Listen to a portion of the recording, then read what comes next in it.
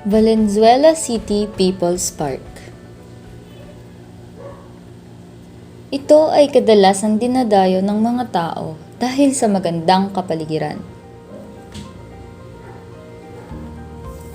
Pagsapit ng gabi, ito ay puno ng pailaw, lalo na't nalalapit na ang Pasko.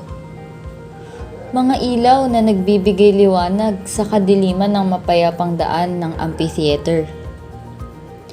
Mga ilaw na nagmimistulang bituing kumikinang sa kalangitan.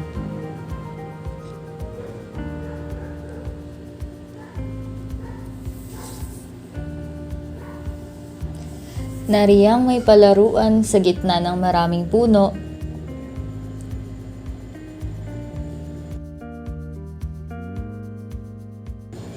May mga upuan na pwedeng pagtambayan.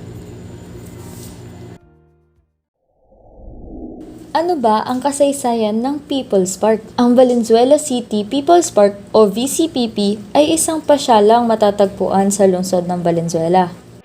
Ito ay makikita sa tabi ng Valenzuela City Government Center at Valenzuela City Town Center. Ang pagpapatayo nitong 1.5 hektaryang parke ay sinimulan noong taong 2014 at opisyal na binuksan sa publiko noong ika-14 ng Pebrero taong 2015, kung saan ito ay Valentine's Day at 17th Valenzuela City Charter Day. May iba't ibang pasyalan dito, tulad na lang nitong museo kung saan maraming kasaysayan ang matututuhan.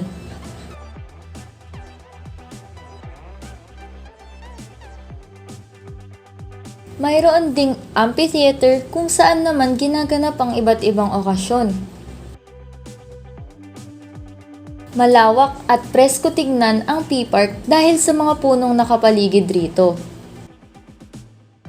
Ngunit sa kabila ng lahat ng kagandahan, nariyang may naitatagong kapintasan.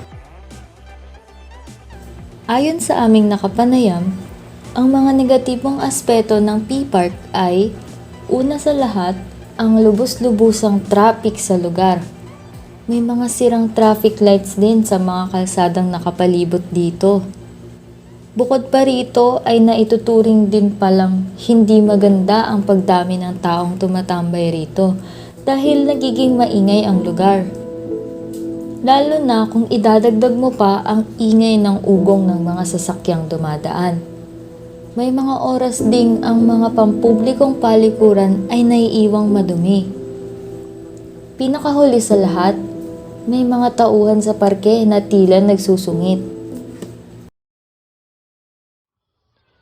Para sa akin, ang downside na nakikita ko pag pumupunta ako ng People's Park ay una dito ay super traffic.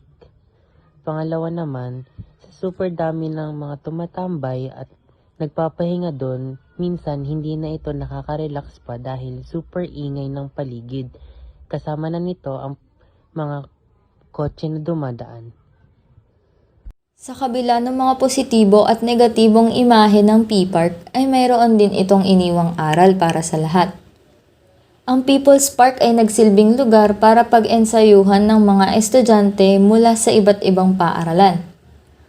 Ito rin ay naging daan upang mapagtibay ang relasyon ng bawat pamilya, magkasintahan at magkakaibigan sapagkat ginawa nila itong pasyalan ng magkakasama.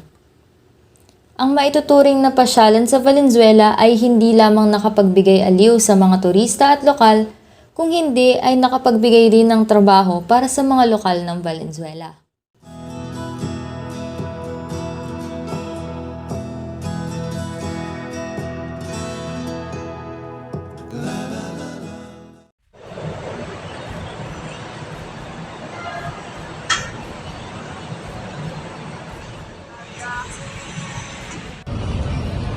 Gabi!